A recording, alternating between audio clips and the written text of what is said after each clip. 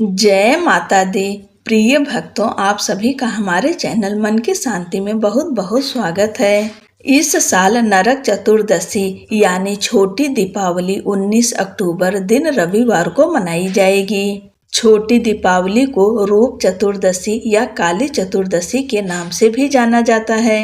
नरक चतुर्दशी केवल दीपों का त्योहार नहीं है, बल्कि बुराई पर अच्छाई की विजय का प्रतीक है। साथ ही यह पर्व आत्मशुद्धि, सौंदर्य और स्वच्छता का संदेश भी देता है। नरक चतुर्दशी पर्व क्या है और क्यों इसे दीपावली से एक दिन पहले मनाते हैं? नरक चतुर्दशी का नाम भगवान श्री कृष्ण और माता सत्यभामा द्वारा राक्षस राजा नरकासुर के वध से जुड़ा है। आइए कथा के माध्यम से जानते हैं कि नरक चतुर्दशी क्यों मनाई जाती है। चलिए भगवान कृष्ण का ध्यान करते हुए कथा को सुनिए। पौराणिक कथा के अनुसार भगवान श्री कृष्ण अपनी पत्नियों के साथ द्वारिका में रहते थे। एक दिन देवराज इंद्र भगवान कृष्ण के पास आए और कहा कि हे कृष्ण, दैत्यराज भौमासुर के अत्याचार की वजह से देवतागण त्राहि त्राहि कर रहे हैं। भौमासुर को ही नरकासुर कहा जाता है। क्रूर भौमासुर ने वरुण का छत्र, अदिति के कुंडल और देवताओं से मणि छीन ली है और वह तीनों लोकों का राजा बन गया है। भौमासुर ने पृथ्वी के कई राजाओं और आम जन की कन्याओं का भी हरण कर लिया है और उनको बंदी गृह में डाल दिया है। कृपया करके इन तीनों लोगों को उस क्रूर राक्षस से बचाइए।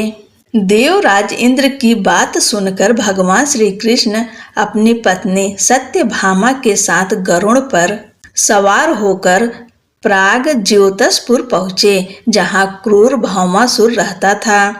भगवान कृष्ण ने पहले अपने पत्नी की मदद से मुर नामक दैत्य के साथ उसके 6 पुत्रों का वध कर दिया। मुर दैत्य का वध हो जाने पर समाचार सुनकर भौमासुर अपनी सेना के साथ युद्ध के लिए निकल पड़ा। भौमासुर को श्राप था कि वह स्त्री के हाथों मारा जाएगा, इसलिए भगवान कृष्ण ने पत्नी सत्यभामा को सारथी बनाया और युद्ध के अंत में सत्यभामा की मदद से भौमासुर का अंत कर दिया।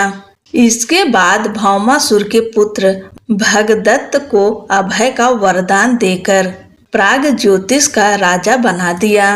भगवान कृष्ण ने जिस दिन भौमासुर का वध किया था, उस दिन कार्तिक मास के कृष्ण पक्ष की चतुर्दशी तिथि थी, इसलिए इस तिथि को नरक चतुर्दशी के नाम से जाना जाता है। इस दिन भगवान कृष्ण ने न सिर्फ नरकासुर का वध किया, उसकी कैद से लगभग 16,000 महिलाओं को मुक्त भी करवाए थे। इसी खुशी के कारण उस दिन दीपक जलाए गए और चारों तरफ दीपदान किया गया।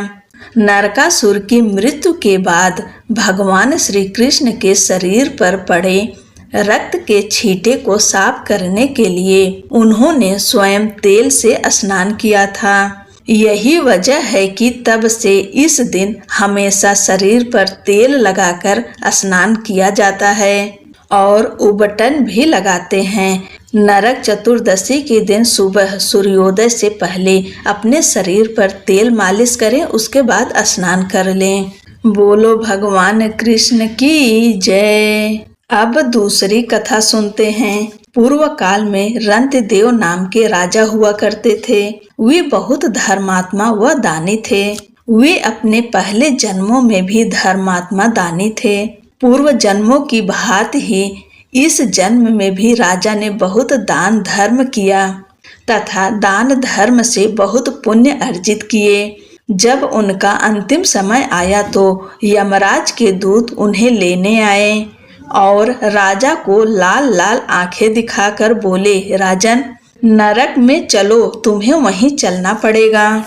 यह सुन राजा घबराया और उन दूतों से नरक में जाने का कारण पूछा तो यमदूत ने बताया, राजन, आपने जितने भी दान पुण्य किए हैं उसे सभी जानते हैं, पर आपसे जो पाप हुआ है वो केवल भगवान और धर्मपाल ही जानते हैं। राजा बोले, उस पाप को मुझे बताओ ताकि मैं उसका निवारण कर सकूं।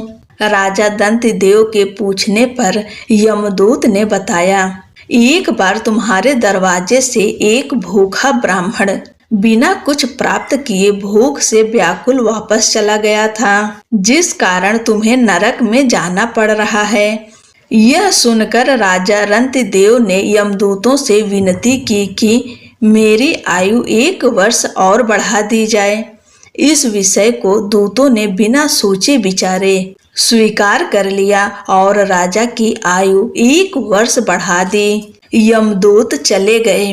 राजा ने ऋषियों से इस अनजाने में हुए पाप से मुक्ति पाने का उपाय पूछा। ऋषियों ने बताया कि हे राजन, तुम कार्तिक कृष्ण पक्ष की चतुर्दशी को व्रत कर भगवान कृष्ण का पूजन करो, ब्राह्मणों को भोजन कराकर, दान देकर, अपने अपराध सुनाकर उनसे क्षमा मांगना, वे तुम्हें क्षमा कर देंगे और तुम पाप मुक्त हो जाओगे।